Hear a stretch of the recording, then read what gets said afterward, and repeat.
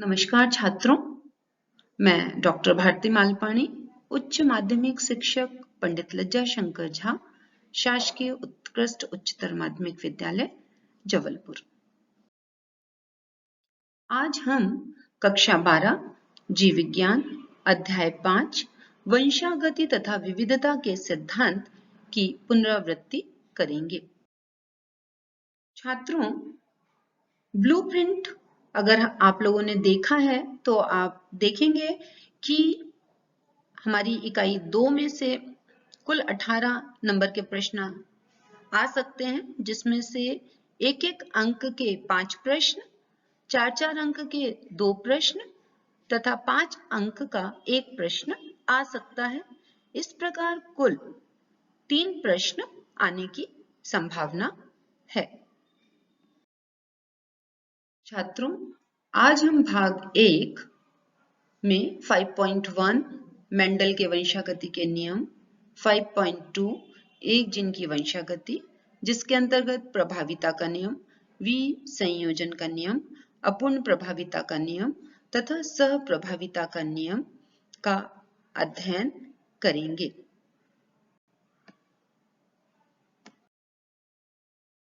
छात्रों, आज हम पुनरावृत्ति कर रहे हैं, तो हमें सबसे पहले यह जानना है कि आनुवंशिकी क्या है।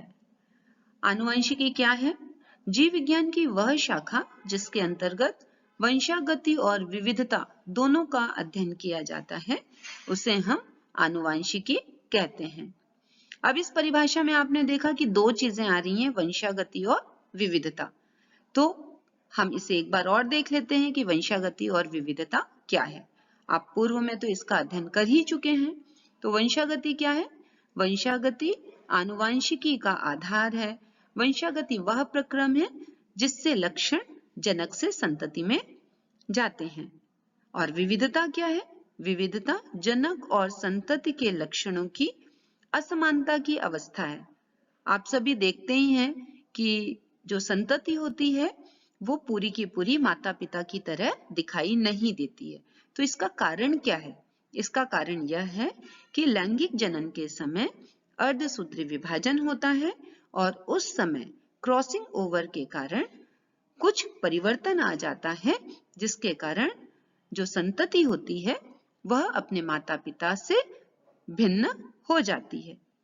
इसको हम एक उदाहरण से देख सकते हैं, जैसे पंजाब की शाहीवाल गाय, ये पुरानी जंगली गायों के कृत्रिम चयन और फिर उनको पालतू बनाकर उच्च भारतीय किस्में प्राप्त की गई, जो कि इसी का परिणाम है। छात्रों, चूंकि आनुवंशिकता का हम अध्ययन कर रहे हैं, तो कुछ शब्दावली जैसे कि जीन क्या है, युग्म विकल्पी क्या होते हैं, समयुग्मजी क्या है, विषम युग्मजी क्या है, जीनोटाइप क्या होता है और फिनोटाइप क्या होता है, ये बहुत छोटे छोटे से शब्द हैं, लेकिन ये काफी महत्वपूर्ण है और इनसे अपने प्रश्न भी तैयार होते हैं, एक एक नंबर के भी प्रश्न तैयार हो जाते हैं और कभी कभी इनके बीच में अंतर पूछ लिया जाता है, तो वो भी 4 नंबर या 5 नंबर के प्रश्न बन सकते हैं। तो इसलिए हम इन्हें भी एक बार देख लेते हैं कि जीन क्या है ना? तो जीन एक आनुवंशिकी पदार्थ है, या हम ये कह सकते हैं कि आनुवंशिकी पदार्थ की कार्यात्मक इकाई है। किस जीन में कौन सा विशेष लक्षण अभिव्यक्त होगा, इसकी सूचना इसमें निहित होती है। अब युग्म विकल्पी क्या होते हैं? एक ही गुण के 2 विभिन्न पर्यायी रूपों को व्यक्त करने वाले कारकों को एलील या युग्म विकल्पी कहते हैं। अब युग्म विकल्पी हम समझेंगे कैसे? बहुत जटिल हो जाता है कि इसको हम समझें कैसे, है? तो इसको हम इस तरह से समझ सकते हैं कि एक ही गुण जो होता है वह 2 रूपों में पाया जाता है। कैसे?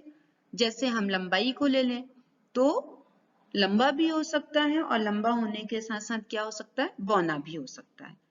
तो हमारा एक गुण क्या हुआ? लंबाई का हुआ, लेकिन उसके 2 विभिन्न पर्यायी रूप क्या हो गए? लंबापन और बौनापन। तो इस तरह से इसे हम मतलब लंबापन और जो बौनापन है उसे हम एक साथ युग्म विकल्पी कहते हैं। अब अगला आता है हमारा समयुग्मजी। यदि जीन की दोनों प्रतियां एक समान होती हैं तो उन्हें समयुग्मजी कहा जाता है। समयुग्मजी मतलब जो जीन है जीन जो होंगे वो दो रूपों में है, जैसा अपन ने ऊपर ही पढ़ा है कि जीन में दो रूप होंगे, तो या तो लंबापन होगा या बौनापन होगा। उदाहरण के लिए तो यदि दोनों ही जो प्रतियां होंगी अगर एक समान होंगी तो उन्हें हम समयुग्मजी कहेंगे, और यदि दोनों अलग अलग होती हैं, भिन्न भिन्न होती हैं, तो उन्हें हम विषमयुग्मजी कहते हैं। तो इसे प्रदर्शित करने के लिए हमारे पास कुछ संकेत होने चाहिए, तो उन संकेतों में हम ले लेते हैं, जैसे यहाँ पर हमने लंबाई को प्रदर्शित करने के लिए टी लिया है, टी फॉर टॉल हो जाता है ना, लंबा हो जाता है, और दूसरा जो स्मॉल टी लिया है वो हमारा बौनेपन को प्रदर्शित करता है। अब बात ये भी आती है कि हमने एक ही तरह के अक्षरों को क्यों चुना है, तो इसलिए चुना है कि एक तरह के हम अगर अक्षरों को चुनेंगे, शब्दों को लेंगे, लेटर्स को लेंगे, तो हमें जो भी गणना करनी होगी, हमें जो समझना होगा, उसे हम आसानी से समझ सकते हैं। इसलिए हम समयुग्मजी और विषमयुग्मजी इन्हें प्रदर्शित करने के लिए, लक्षणों को प्रदर्शित करने के लिए कुछ अंग्रेजी के जो अल्फाबेट्स होते हैं उनको हम लोग ले लेते हैं और उनका इसके लिए प्रयोग करते हैं। अब आता है जीनोटाइप क्या होता है।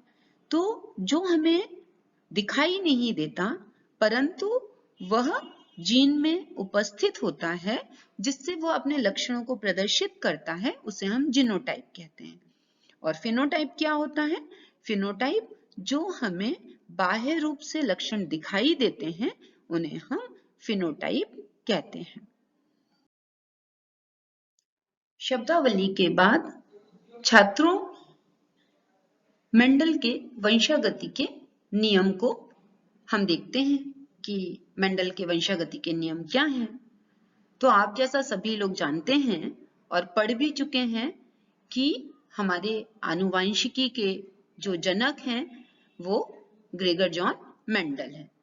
तो ग्रेगर जॉन मेंडल जो हैं तो उन्होंने आनुवांशिकता के नियम को समझाने के लिए मटर के पौधों का चयन किया था, मटर के पौधों का अध्ययन किया, और अध्ययन करने के पश्चात उन्होंने अपने लक्षण, अपने जो सांख्यिकी की गणना थी उसके आधार पर उन्होंने कुछ नियम प्रस्तावित किए जिन्हें हम वंशागति के नियम कहते हैं।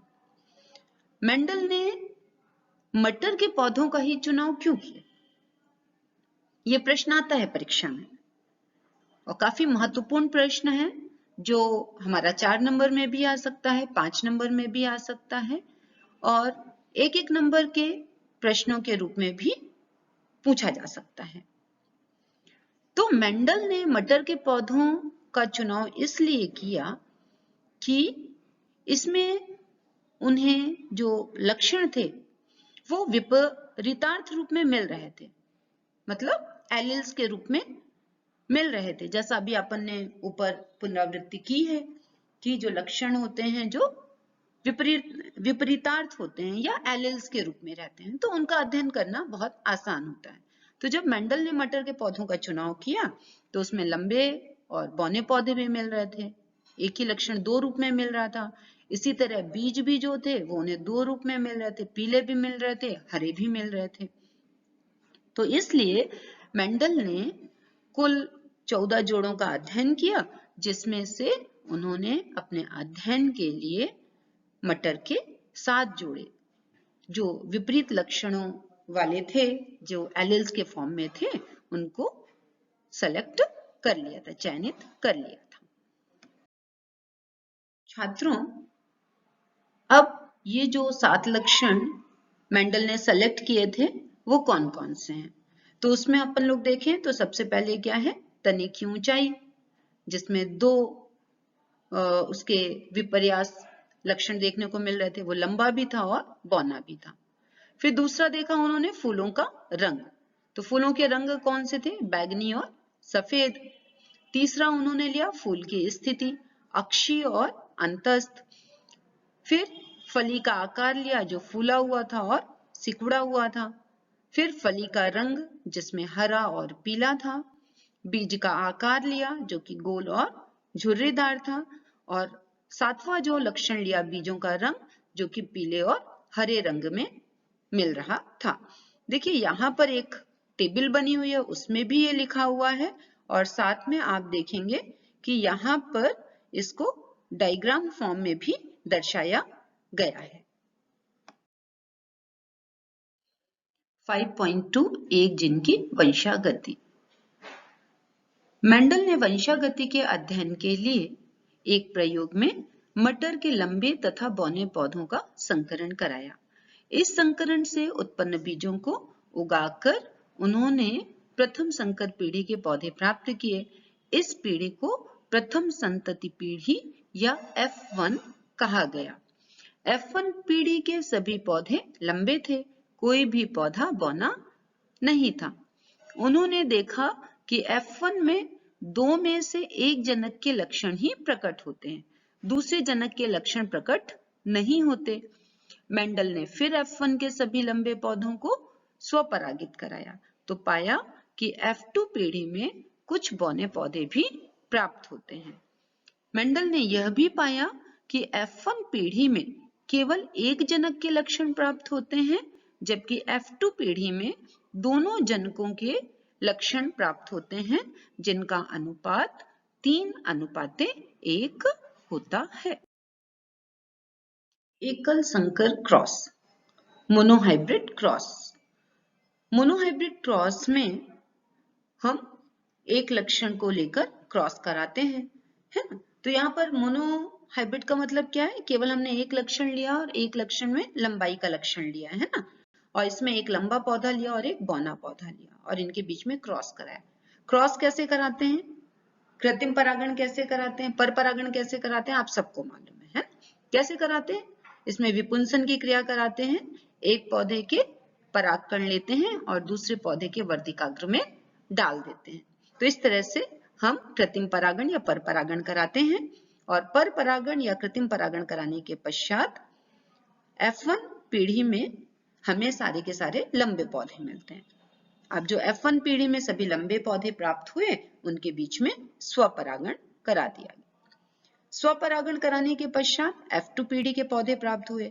F2 पीढ़ी में जो पौधे मिल रहे हैं वो कैसे हैं, उसमें 3 लंबे हैं और एक बौना पौधा प्राप्त हो रहा है, जो कि आप इस चित्र में देख रहे हैं। ये सारी की सारी चीजें जो डायग्रामेटिक यहाँ पर बताई गई हैं, उसी को पुन्नेट ने चेकर बोर्ड के द्वारा भी बताया है, जो कि हम आगे इसकी पुनरावृत्ति करेंगे।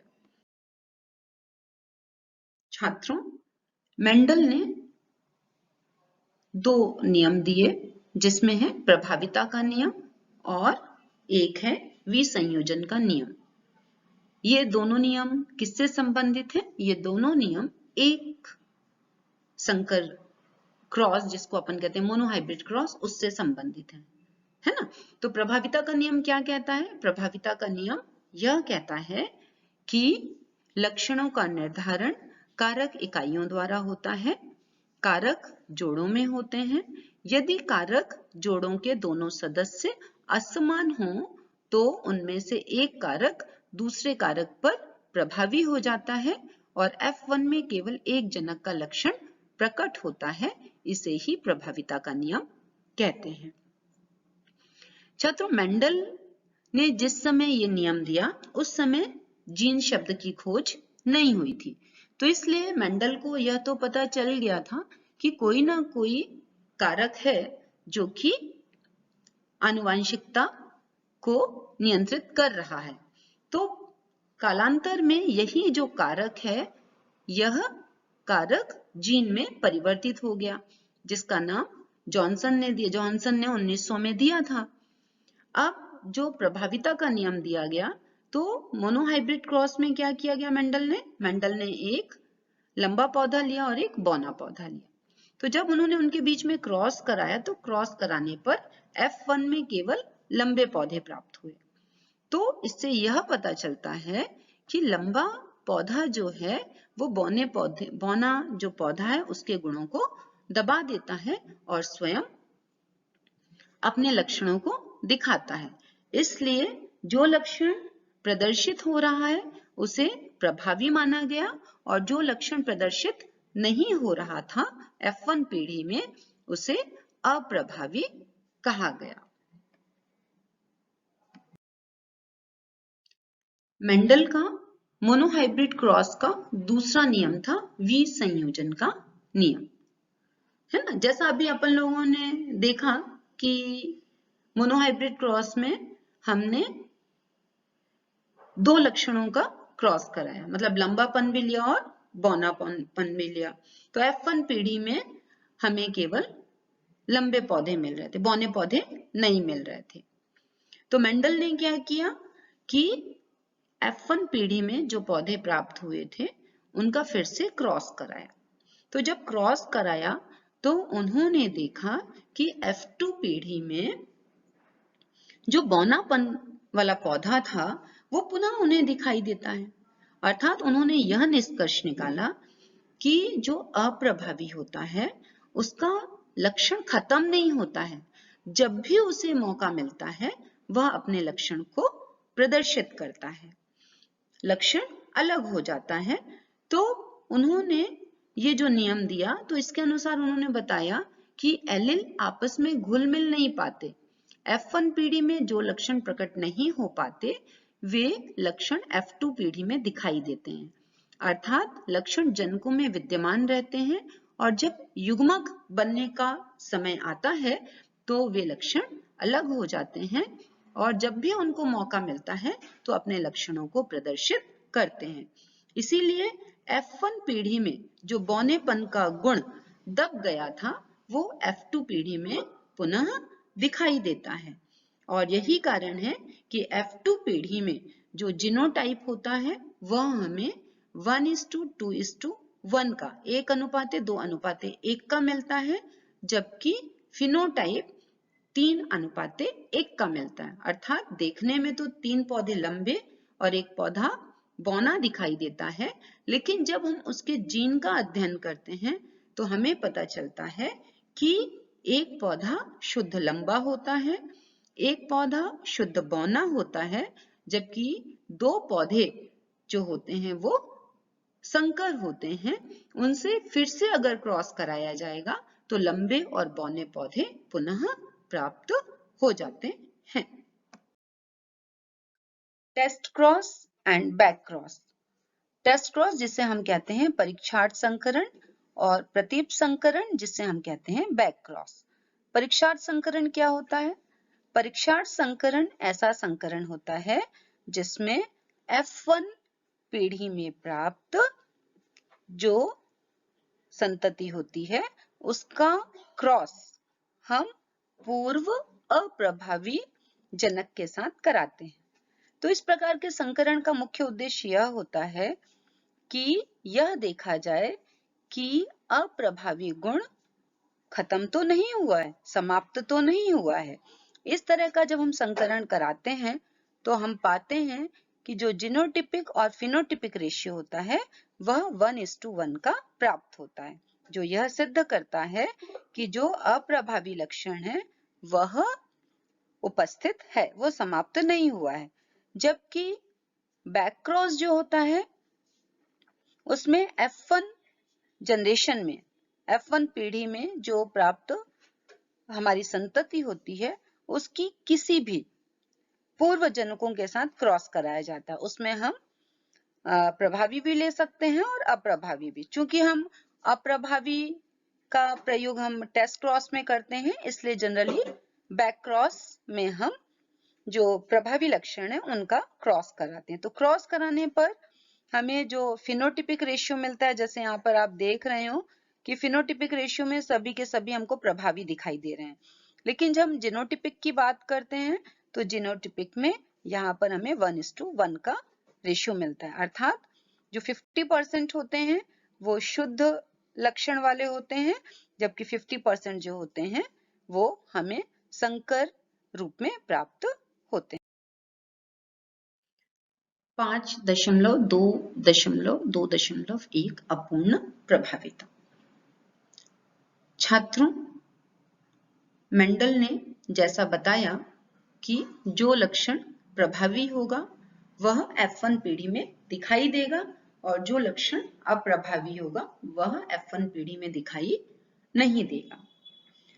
परंतु यह देखा गया कि स्नैपड्रैगन में या मिराबिलिस जलापा में F1 पीढ़ी में जब लाल और सफेद पुष्पों वाली प्रजातियों के बीच में संकरण कराया गया तो F1 पीढ़ी में गुलाबी पुष्पों वाली प्रजाति प्राप्त होती है और F1 संतति को फिर से स्वपरागित किया गया तो उसमें लाल, गुलाबी तथा सफेद पुष्पों वाली प्रजाति प्राप्त होती है, जिनका की जीनोटाइप 1:2:1 होता है।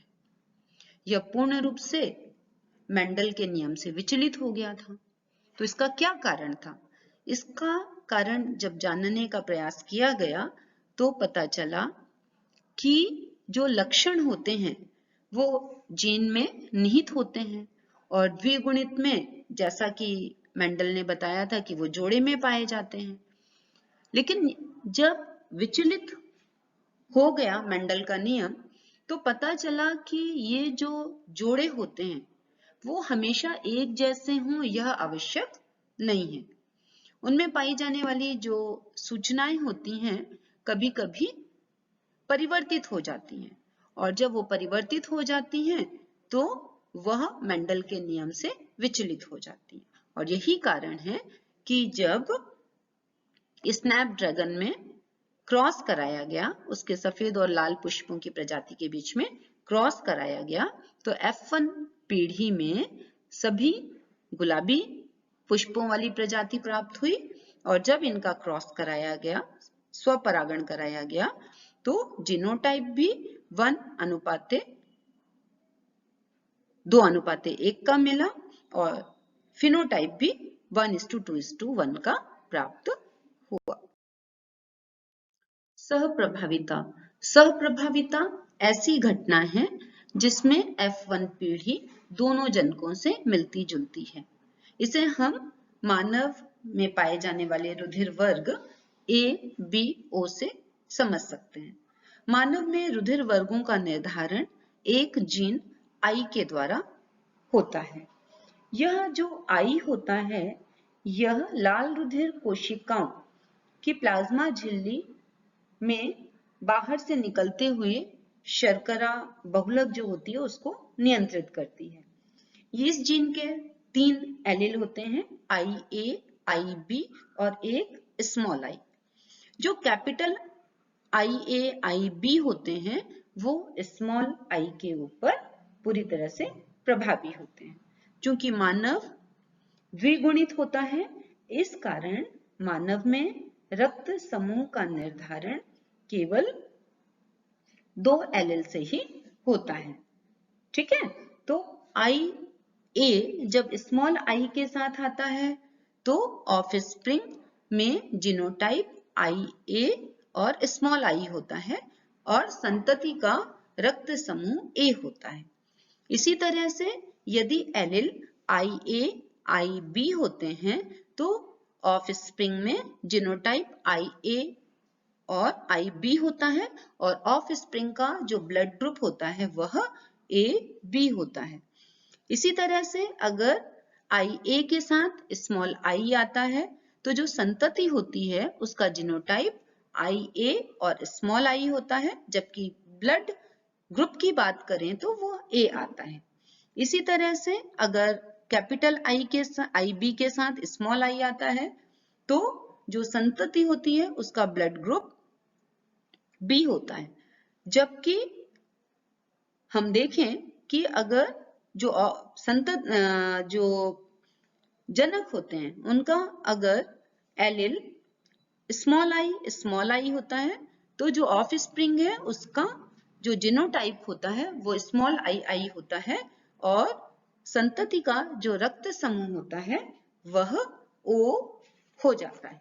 तो इस प्रकार से हम देखते हैं कि संतति के जो लक्षण होते हैं, जो जीन्स होते हैं, वो समान रूप से संतति में स्थानांतरित होते हैं और अपने प्रभाव को दर्शाते हैं। छात्रों, इस प्रकार आज हम लोगों ने भाग 1 की पुनरावृत्ति की है। अब पुनरावृत्ति के प्रश्न देख लें जो कि परीक्षा में पूछे जा सकते हैं, जिसमें सबसे पहले अगर हम वस्तुनिष्ठ प्रश्न देखें तो इसमें मैंने रिक्त स्थानों की पूर्ति दी हुई है, जिसमें पहला है मेंडल ने पादप संकरण खाली स्थान पौधे पर कार्य किए। तो किस पर किया? इसका उत्तर आएगा मटर के पौधे पर कार्य किया। फिर दूसरा है मेंडल ने अपने प्रयोगों में खाली स्थान जोड़ी विपरीत लक्षणों का अध्ययन किया। कितने जोड़ी का अध्ययन किया? 7 जोड़ी विपरीत लक्षणों का अध्ययन किया। तीसरा है रक्त समूह का निर्धारण वंशागति के खाली स्थान नियम के तहत होता है। तो अभी जैसा अपन ने पढ़ा, कौन सा है नियम? सह प्रभाविता का नियम। चौथा है F1 पीढ़ी का उनके जनक से संकरण क्या कहलाता है? हमने बताया था आपको कि F1 पीढ़ी में जो संतति प्राप्त हो रही है, अगर किसी भी जनक के साथ क्रॉस कराया जाता है तो उसे हम बैक क्रॉस कहते हैं। फिर पांचवा है F1 पीढ़ी का उनके अप्रभावित जनक से संकरण खाली स्थान कहलाता है। क्या कहलाता है? टेस्ट क्रॉस कहलाता है। अब दूसरा जो ऑब्जेक्टिव प्रश्न है आपके पास वो है सत्य और असत्य लिखिए। ठीक है, तो पहला प्रश्न जो है इसमें सत्य और असत्य का वह है नंबर 1, मिराबिलिस जलापा अपूर्ण प्रभाविता का उदाहरण है। आपको बताना है सही है कि गलत है। तो क्या है यह? अपूर्ण प्रभाविता का नियम कौन बताता है? मिराबिलिस जलापा, अतः यह सत्य हुआ। एक संकर, दूसरा प्रश्न आपका, एक संकर क्रॉस का फिनोटिपिक अनुपात 1:1 होता है। ऐसा है क्या? नहीं है, है ना? तो ये क्या हो गया? असत्य हो गया। अब तीसरा प्रश्न है जीन शब्द मेंडल ने दिया था क्या? मेंडल ने क्या बताया था जीन शब्द के लिए? जीन शब्द को उन्होंने कारक कहा था, अतः यह प्रश्न भी हमारा असत्य है। जीन शब्द किसने दिया था? जीन शब्द जॉनसन जो है 1900 में उन्होंने दिया था। चौथा प्रश्न है आनुवांशिक का जनक मेंडल है। सही है? हाँ, बिल्कुल सही है। आनुवांशिकी के जनक मेंडल है, तो ये सत्य हो गया। पांचवा और अंतिम प्रश्न हमारा समयुग्मजी टी है, कैपिटल टी और स्मॉल टी है क्या? ऐसा नहीं है, है ना? तो ये असत्य है, क्योंकि समयुग्मजी में दोनों हम या तो कैपिटल सेम लेटर्स लेते हैं या अपन ये कहें कि रेसेसिव भी ले सकते हैं और डोमिनेंट भी ले सकते हैं। लेकिन जब दोनों अलग अलग होते हैं तो ये किसका सिंबल है? यह विषम युग्मजी का सिंबल है। अतः पांचवा नंबर का जो प्रश्न है वो भी हमारा असत्य है। 4 एवं 5 अंक के प्रश्न अब आप लोग देख सकते हैं जो परीक्षा की दृष्टि से उपयोगी हैं। इसमें है एक संकर क्रॉस को चेकर बोर्ड के द्वारा लिखिए। दूसरा है मेंडल ने अपने प्रयोगों के लिए मटर के पौधों का चुनाव क्यों किया। तीसरा है समयुग्मजी और विषम युग्मजी में अंतर लिखिए। चौथा है प्रभाविता और अप्रभाविता में अंतर लिखिए। फिर है परीक्षार्थी संकरण की परिभाषा लिखिए और चित्र बनाइए। तथा अंतिम प्रश्न है सहप्रभाविता और अपूर्ण प्रभाविता को उदाहरण सहित लिखिए। ठीक है बच्चों, आज की कक्षा में केवल इतना ही। अगली कक्षा में फिर हम मिलेंगे। धन्यवाद।